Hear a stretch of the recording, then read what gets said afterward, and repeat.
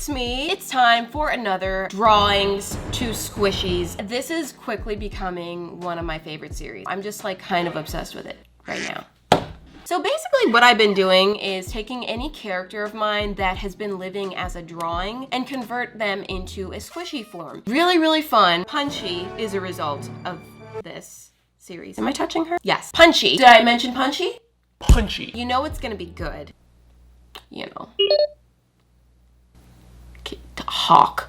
Talk about it. What? Okay, these videos are always challenging, okay? They are always a construction nightmare, but also I like it. It's just so satisfying to see a 2D image turn into 3D. First step, I need to pick a character to recreate. Who's gonna join the squishy hood? Let's find out. Alrighty, so bringing in the Volume 2 character guidebook, a perfect resource for this kind of thing. Speaking of, by the way, let's calm down, let's settle down. My Volume 1 guidebook is actually currently available for pre-order. Don't forget, this pre-order does close on November 17th. All of the details will be linked down below if you want it. Come and get it. Anyway, this is perfect because right on the front of Volume 2, we find a family. A family of 3, so happy, so complete. It started with the love of Lemon and Lime, the Romeo and Juliet of the Emmy squishy world, minus the death and suffering at the end. Cause you know, that's not good. These two have been squishified and are happy, except for the fact that where is their baby? Oh my goodness, she's nothing but a chess piece. How disgusting. Let's find her, shall we? Flipping to Citrus, she is adorable, yes, but all they can do is look at her. They can't even hug their child. It's that intense. We have to fix this. Okay, so Citrus, here she is, all of her parts. I found this little Hello Kitty squishy. Yes, they are different species, but they both have shirts. Also, she's the perfect size. Look at her with Lemon. No,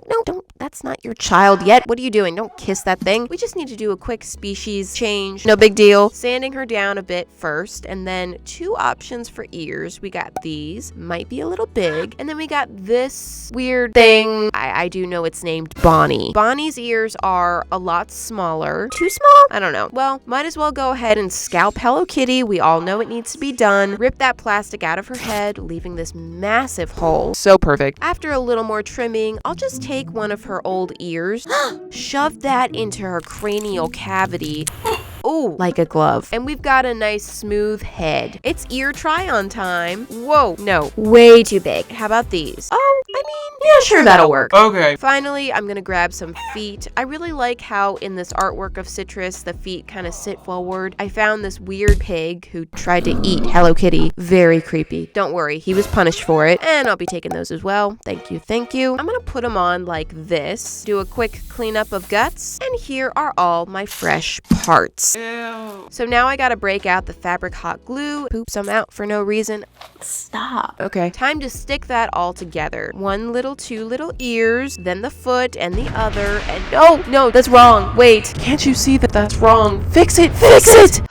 I didn't fix it. Oh well, you'll see later. Next, I'm gonna take some puffy paint in this very strange pukey color. Use that to seal up all of the rips and seams between the pieces. Forgot I left Hello Kitty's nose. Nope, can't keep that. Look, it's Citrus, right?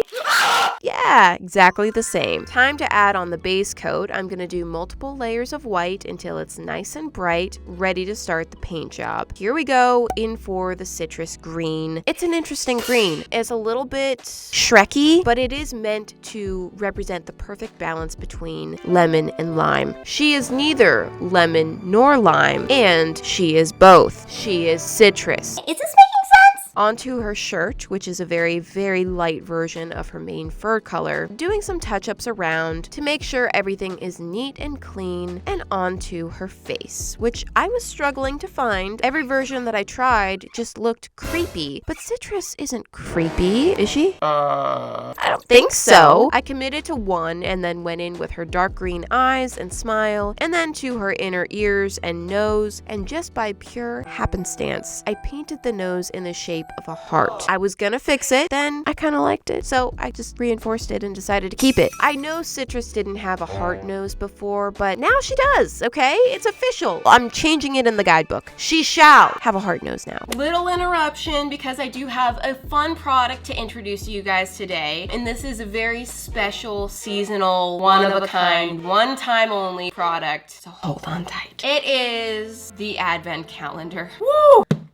This is an amazing product. Obviously, it is to celebrate the holiday season. Inside of this are never before seen mini plushies, specifically designed for this product with a festive new design. The packaging alone, it's a whole thing. Beautiful packaging. There are 12 days of different mini plushies. What a fun way to count down to Christmas. I kind of don't want to show all of them because I don't want to spoil it for those of you who do get the calendar, but I will show you a couple. The back of the box is freaking amazing. It's like a replica of my studio. This is where we are right now. Oh my gosh! Look at that. The detail is crazy. It's just amazing. And you can kind of use this to set up the little plushies and display them on here. They can sit on the little couch. And look at this. It just folds right up.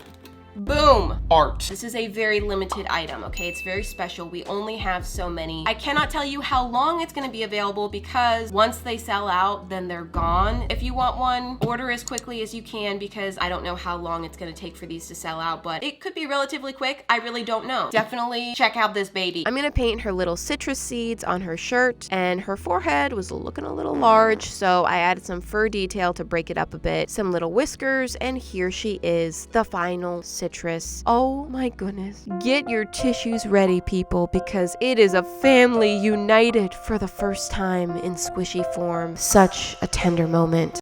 Ah, of course. Citrus, why'd you have to face plant and ruin it all? I think this came out really cute. It does look very similar to the original Citrus. I will say there's something a little wonky about her foot. I may have glued it on sideways without realizing it. What's up with her leg? Shh, don't talk about her leg. Well, it's kind of, Stop it! Okay, we don't need to discuss Citrus's leg. Clearly, this is a sensitive topic in their household. For the next project, I'm actually gonna put away the guidebook for now because I have a relatively new character I want to bring out who hasn't made her official entrance into the guidebook just yet. She will. Okay, she will. But please, put your hands together for her. It's Sugar. Oh, yay, yay, yay. Hooray, ooh, yeah. Okay, Sugar is a digital drawing that I did in my latest Art from Snacks video, and I still had the printed artwork laying around. Sugar had a lot of admirers from that video. We had quite a few Sugar fans out there, so I thought this would be a good opportunity to bring her back. I found this panda squishy to be the closest body shape that I have in my collection. Not exactly the same, clearly, and I'm gonna have to do some finessing to get this wonky panda to look like Sugar. This thing is essentially a ball with ears and some little stumpy limbs. It is chewed up in different places. I'll have to repair that. Also, the bamboo in the mouth, that's gotta go. Sugar would never. So let me just start there. I'm gonna take some scissors and just cut away all the nonsense on her face. Just go ahead, just cut off the whole face. I'm gonna ditch the little bow. I did try to cut it off in a way that I could potentially save it for another project, but it kind of just like disintegrated and fell apart. So I guess that's not gonna happen. After trimming up some more of the mess on the squishy, she's ready for her appropriate Sugar accessory. But first, a brutal scraping of her skin off. Gotta get the eyeballs everywhere. That's great. There we go. Perfect. Now she's ready for her flower. And I have just the squishy. This is honestly just too perfect. I mean, oh, look at this. I'm gonna take one of these. Thank you. And I'll save the other two for some other project. Who knows when? I don't know. Probably when I design some hippie hippo named Hippo-y in like 10 years. What are you talking about? I don't know, but I'll probably use them at some point. Now, this flower squishy may be perfect, but it's also not actually that perfect. Proportionally, it's a little on the large and thick size, but close enough. Yeah, close enough. I'm cutting it down just a little bit so that it sits on her head a little nicer, taking my fabric hot glue gun, and I'm gonna attach this on. Now, regrets. I do wish that I had completely just sliced that flower in half to thin it out a little bit. I think it would have looked better and daintier, but I didn't even consider that until 2 days after I had finished painting this. So clearly too late. I'm grabbing some puffy paint, which this one is clearly clogged. Sweet pea, you in there? I'm trying to use it anyway, but but it's kind of gotten like dried out and it's so thick and weird and sticky and gooey. I gotta stop. Bringing out a fresh bottle of puffy paint, please save me. I'm gonna use that to seal up all the rips and seams. Oh, and just completely smudge the face. Great. I'm still dealing with this gummy mess. Clean that up. Once I had finished going over this again and again with multiple layers of puffy paint to smooth everything down, I'm going for a white base coat for my fresh start. Sugar has some very pale pastel colors, so a base coat is really gonna help. And now starting in with the purple color, and this is such a beautiful color and I'm totally loving it. It's gorgeous. Except that it's not. It's drying a little bit darker than our light and airy Princess Sugar, so I'm gonna lighten it up a little bit more. One of my favorite things about Sugar is her color scheme, so I really want to keep that consistent. Also, I mentioned the Sugar fans. Okay, they are out there. When I first designed this character, there was an intense love and affection for Sugar, and I'm very happy about that because, you know, I birthed her. What? From my hands. It's a hand birth. So of course I'm happy to see that she's loved, but also it's kind of a lot of pressure to make the squishy version of her. You know, I want to make it good because there are people that love her and I'm kind of scared a little bit because I don't want to let you down by not making a good art of the art that I made that you liked.